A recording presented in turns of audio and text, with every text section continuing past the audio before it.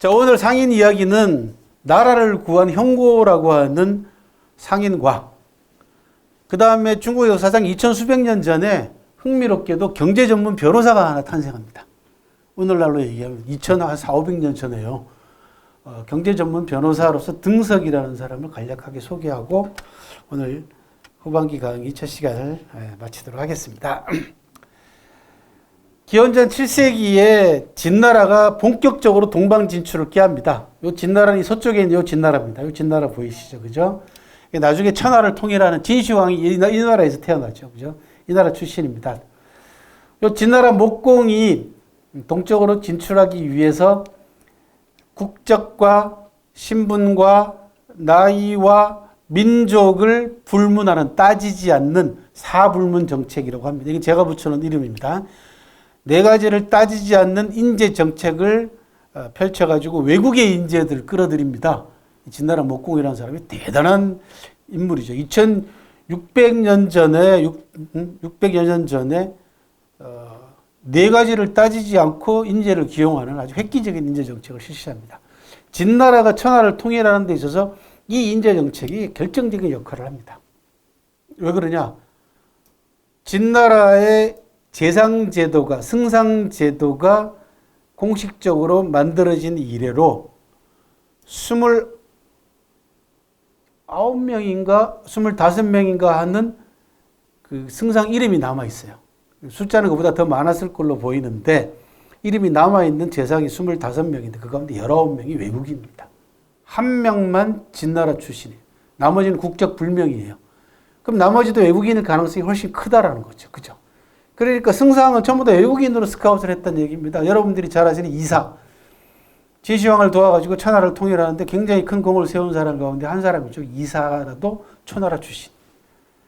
그러니까 진나라의 인재 정책은 아웃소싱을 통해, 벤치마킹 아웃소싱을 통해 가지고 천하의 각 분야의 최고의 인재들을 스카웃을 합니다. 여러분들이 잘 아시는 소진이라는 사람들, 그 다음에 장의라는 사람이죠.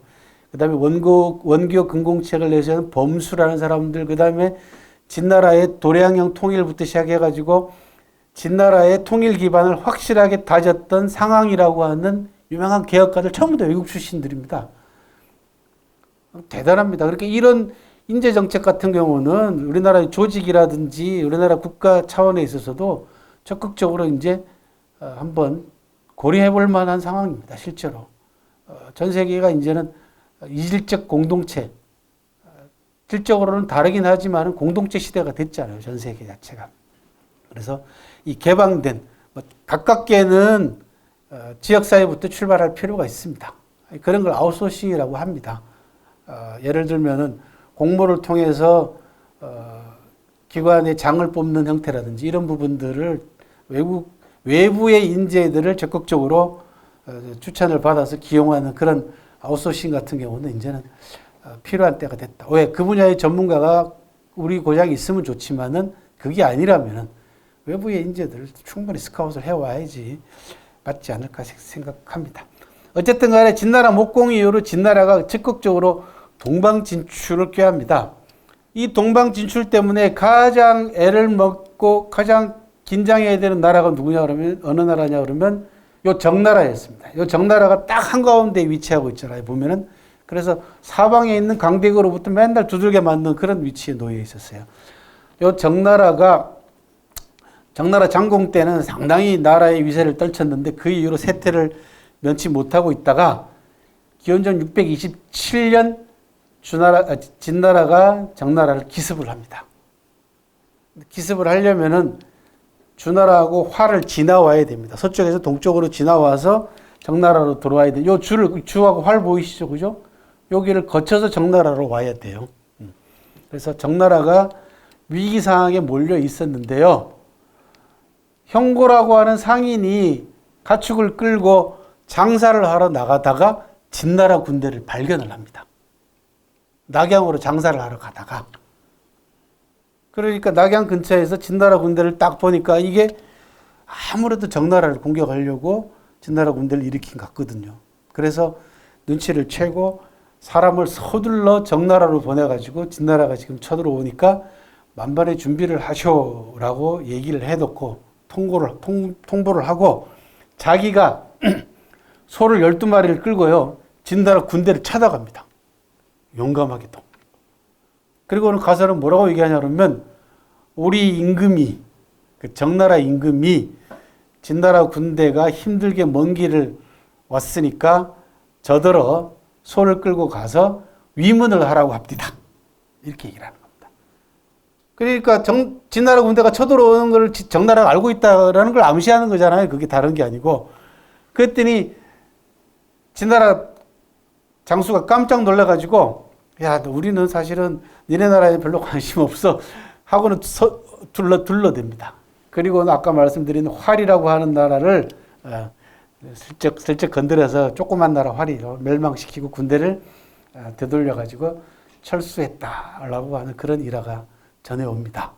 이게 현고호사라고 합니다. 호자는 먹을 것 같은 것을 대접한다라는 뜻이고 위로하다, 위문하다. 이거 소우자가 붙어 있잖아요. 그죠? 고자 옆에 소우자가 붙어 있잖아. 발음은 호고 뭐 고라고 읽어도 크게 틀린 발음은 아닙니다만 다 발음은 통합니다. 사자는 요거는 스승이 아니고요. 군대입니다. 옛날에 스승 사자를 쓰면은 군대 전체를 총책임지는 벼슬 이름이었어요. 여러분들도 들어보셨던 강태공이라고 하는 사람이 요 사에 사라고 하는 벼슬을 받아가지고 주나라 군대를 총책임진 바가 있습니다. 그래서 처음 이 사자는 원래 군대 또는 군대를 총책임지는 벼슬 이름이었어요. 그래서 현고가 군대를 위로하다라는 뜻이에요. 위문하다라는 뜻입니다. 그래서 현고가 진나라 군대를 방문해서 진나라 군대를 위문하는 척하면서 정나라가 이미 다 너네 나라 공격을 대비하고 있다라는 것을 암시함으로써 진나라 군대가 스스로 철수하게 만든, 그렇게 해서 나라를 위기에서 구한 대표적인 사례가 현고라고 하는 장사꾼이었습니다. 장사하는 사업하는 사람들이 가장 큰 뭐라 그럴까요? 장점 내지는 그들에게서 나라가 얻어낼 수 있는 가장 중요한 요인 가운데 하나는 정보입니다. 그죠? 왜냐하면 항상 전 세계를 다니면서 세상 변화가는 모습이라든지 또 그 분야의 변화 상황을 제일 먼저 아는 사람들이 상인들이거든요. 그래서 저는 뭐라고 얘기하냐면 상인들 주머니 속에 또는 가방 속에, 출장용 가방 속에 세상이 들어있다라는 거죠. 그래서 늘 사업하는 사람들의 정보력을 국가가 어떤 방식으로 수렴해서 정책에 반영하느냐 굉장히 중요합니다.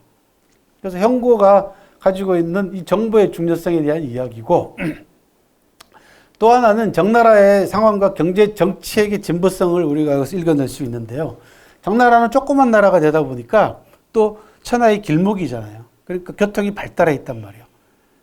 그러니까 상인들을 잘 활용해야만이 나라가 튼튼해질 수 있어요. 첫 번째, 상인들한테는 뭘 받아야 정보를 얻어야 되고, 왜? 동서남북의 정보, 강대국의 정보를 얻을 수가 있잖아요. 두 번째, 상업을 통해 가지고 무역을 통해서 올리는 경제적 수익을 통해서 국가 재정을 튼튼히 할 수 있잖아요. 그렇게 해서 중국 역사상 최초로 기원전 7세기에 지금부터 2600여 년 전에 정나라는 상인들하고 뭘 하냐면 신사협정을 맺습니다. 너희들에게 자유롭게 활동할 수 있는 법적 제도적 장치를 보장해 주겠다. 그리고 너희들 재산이나 이런 부분들은 우리가 절대로 나라에서 건드리지 않고 보호해 주겠다. 그래서 마음 놓고 장사하라라고 하는 아마 세계 역사상 최초의 상인과 국가 정보와의 신사협정일 겁니다. 그러니까 현고가 기꺼이 나라를 위해서 소를 끌고 들어가서 진나라 공격을 직접 알리는 애국적인 활동을, 왜? 그래야만이 자기 사업이 보장이 되니까요. 보호를 계속 받으니까. 나라가 없어지고 나면은 보호를 받을 수가 없잖아요. 바로 이런 신사협정을 맺게 됩니다. 경영불간섭. 물건을 함부로 빼앗거나 이런 일도 없을 것이며 토지도 갖게 하고 땅도 개간하게 하고 약간의 세금만 받았습니다. 그렇게 해서 이 상인들의 신사협정가를 통해 가지고 재미난 일이 하나 또 벌어집니다. 그게 뭐냐 그러면 이름을 남기지 않고 있는 무명 상인이 기원전 597년에 정나라 귀족인 순행이라고 하는 사람이 초나라에 억류당하는 정치적 사건이 발생합니다. 그랬더니 상인이 나서가지고 탈출 계획을 수립을 해요. 그런데 탈출은 성사되지 못했지만은 초나라가 순행을 석방을 합니다. 근데 순행은 이 상인을 자기를 구하기 위해서 상인이 애쓴 걸 알고 있으니까 이 상인을 특별히 대접합니다. 굉장히 대접을 합니다. 그런데 이 사람이 여기 사양자가 빠져 지금 대접을 사양합니다. 그리고는 떠나버립니다. 나는 당연히 해야 될 일을 내가 했을 뿐이지 특별 대접할 만한 그런 사람 아닙니다.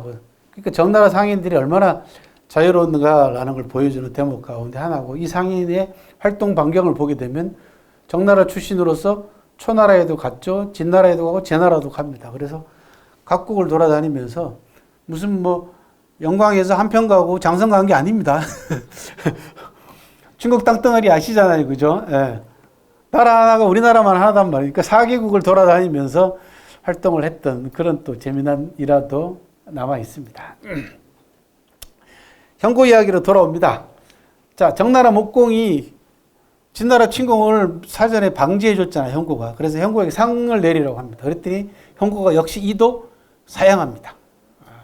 그리고는 가축과 종업원을 데리고 동위로 떠났다라고 하는 그런 기록이, 재미난 기록이 남아 있습니다.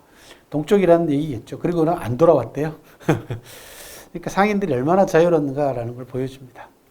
불간섭, 규제 완화, 상호 존중. 제가 책에서 뭐라고 썼냐 그러면 상인은 자유로울수록 많은 성과를 낸다라고 썼습니다. 상인들의 적극성을 끌어내기 위해서는 국가가 어떤 정책으로 뒷받침할 것인가라는 부분에 대해서 고민을 많이 해야 됩니다. 막연하게 막 무조건 규제를 풀고 정경유착하고 이런 방식으로 해서는 안 됩니다. 그죠? 그게 가장 심각한 문제지, 상인들의 규제를 푸는 건 당연하죠. 하지만은 상인들의 자유로운 활동을 막는 규제를 풀어줘야 되는 것이지, 다른 중소기업의 이익이라든지 또는 일반 서민들의 생활을 침해하거나 이익을 침해하는 쪽에 규제를 푼다는 건 그거는 특혜죠. 그죠? 예.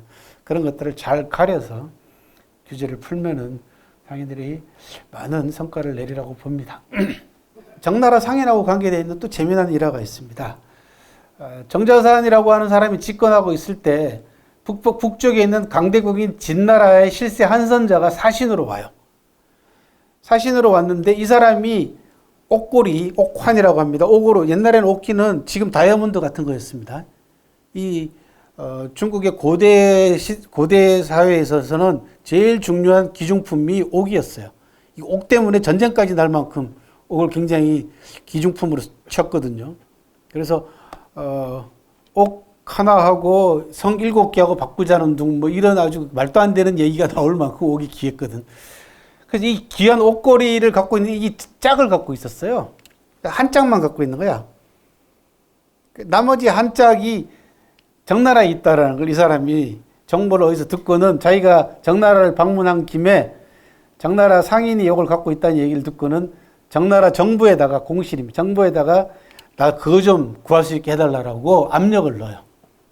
내가 요거 한 짝만 갖고 있는데 요걸 세트를 맞추면 좋겠다. 짝이 딱 맞았으면 좋겠다. 그러니까 듣자 하니 정나라 상인이 갖고 있다니까 정나라 정부가 상인을 좀 수소문을 해가지고 내가 그거 좀 갖고 갈 수 있게 해달라. 이렇게 얘기가 된 거예요. 그랬더니 정자산이 거절을 합니다. 이 북방에 강대국이 실세가 왔는데 그거 별거 아닌데 거절을 해요. 그러고는 뭐라고 얘기합니까? 상인하고 직접 거래라. 라고 얘기를 합니다. 상인하고 가격을 합의하고 난 다음에 보고를 합니다. 그리고는 정자산이 이 한선자에게 뭐라고 얘기를 하냐 그러면, 상인의 물건을 함부로 내가 건드릴 수 없다.